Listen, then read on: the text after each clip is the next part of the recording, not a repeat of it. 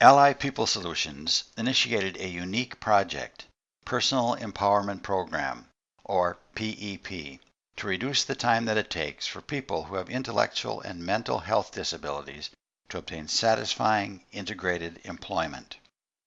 I am Richard Bentz and was contracted to do an evaluation.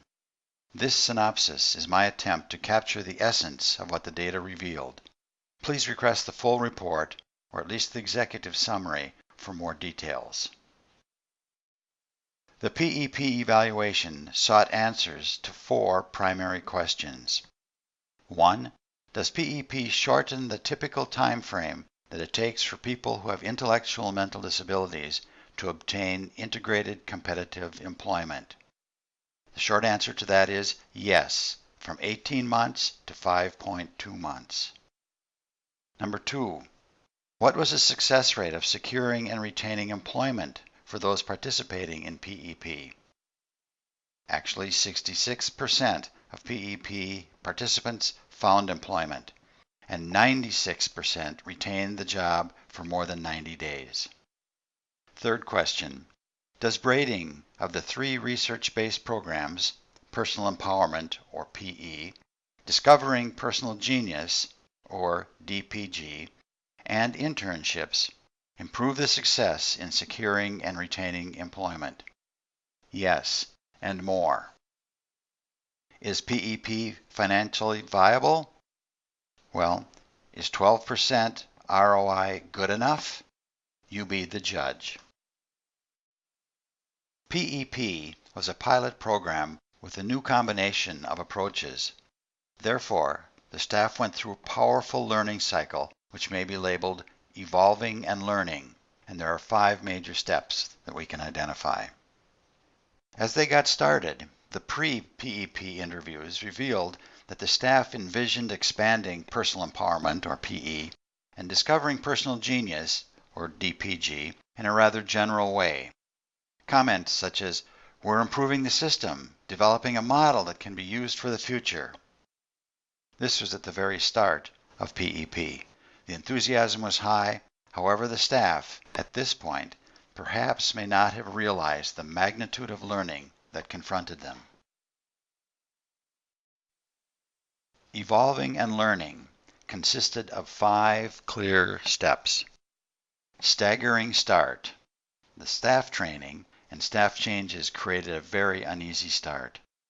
The pre-PEP interviews, conducted in November 2016, revealed that while the intentions of the staff were positive and that they were ready to get started, much needed to be clarified in terms of precise roles, functions, and how the documentation process may occur.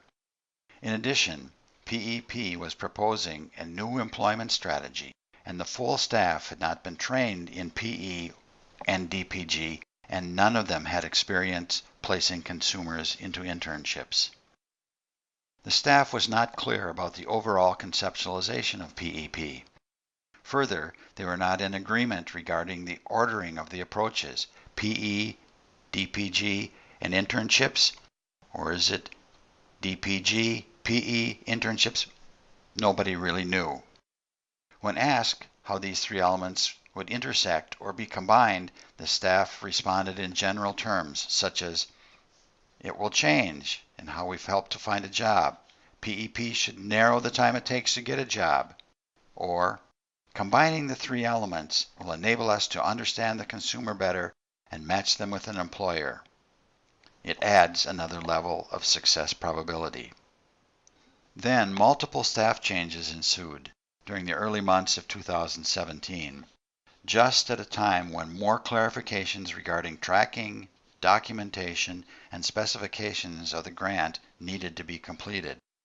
Actually, only 1 staff person interviewed at the pre-PEP remained to be interviewed at the post-PEP interviews. In the midst of the staff changes, the consumers were ready to get going. "I could be on another job, supervised, get paid." The consumers were ready for something, anything that would get them a job. Phase 2, Stability. By June of 2017, clear leadership had emerged, as well as someone came aboard to assume operational responsibilities. The much-needed coordination, training, supervision, and onboarding of new staff began to solidify. Reporting functions were clarified.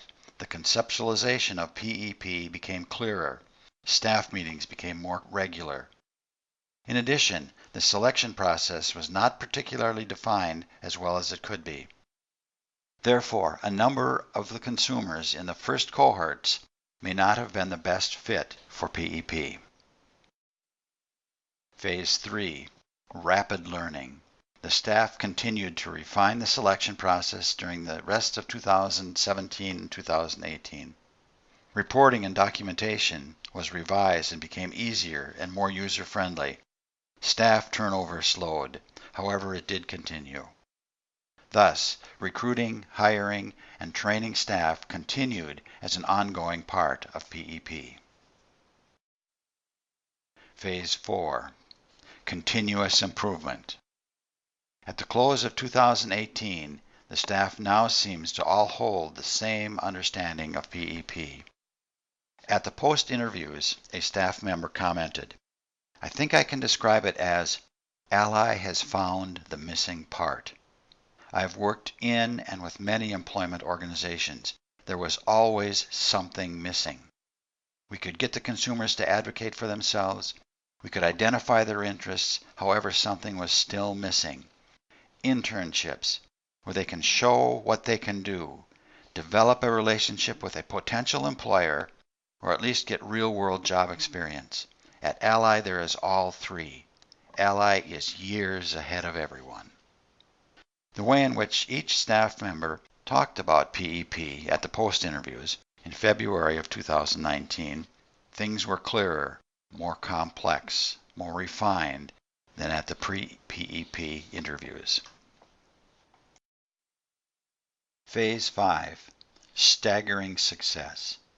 When evaluating the results at the end of the project funding, I would have to say staggering. Let me share just the top 10 successes. Time to employment went from a typical 18 months to 5.2 months, and it's getting faster. The placement rate from when we started PEP through the internship to employment of the 27 hires from referral to start to hire was 5.2 months.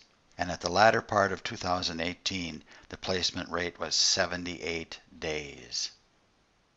Placement and retention rates are also very good, 66 and 96% respectively. 41 participants enrolled in PEP. 27 of them were hired. That's a 66% placement rate. 6 voluntarily dropped out. And if you take those 6 consumers who opted out, the placement rate jumps to 77%.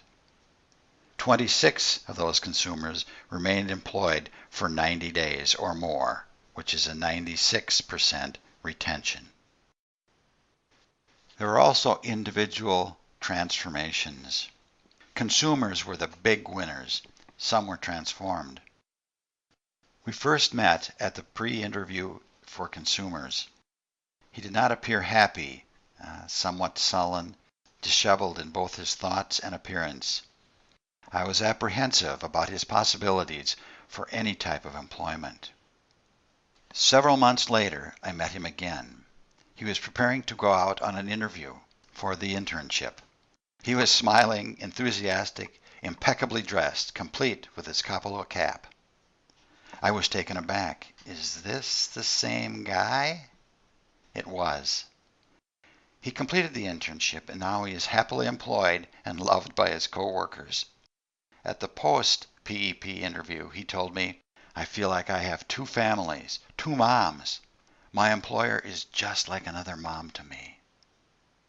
Another example. The pre-interview was difficult. He was quiet, uncomfortable, because he had been without work for over a year now. You could see the frustration in his eyes. Now he's working and exceedingly happy. And he was happily explaining his work tasks. I asked him if he had a business card so that I could maintain contact with him, and he replied, I'm good, but I'm not that good. If I ever get a card, you will be the first one to get one." I was deeply honored.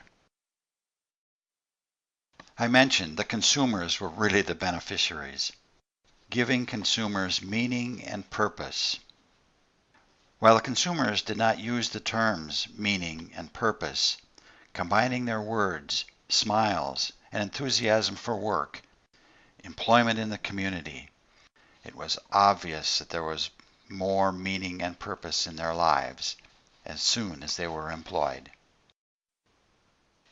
In addition to more meaning and purpose in their lives, the consumers were also satisfied. The satisfaction rated from always a 10 on a 10-point scale, or even higher. "Yes, it has helped me 9,000% on a good day." The expectations were high at the beginning, and at the post-interviews, the numbers did not change. Everything was always rated a 10 when asked. And why?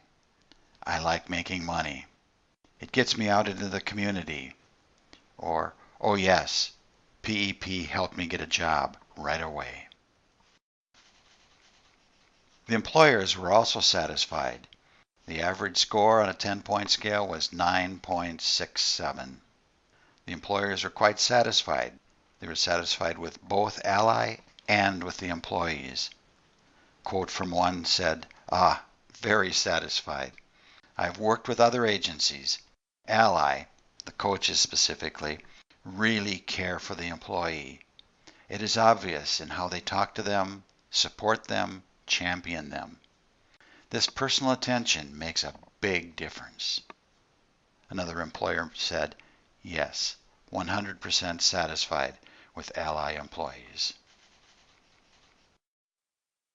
Staff ranking of the synergy effectiveness of PEP changed from a 5.6 at the beginning to an 8.2 at the end.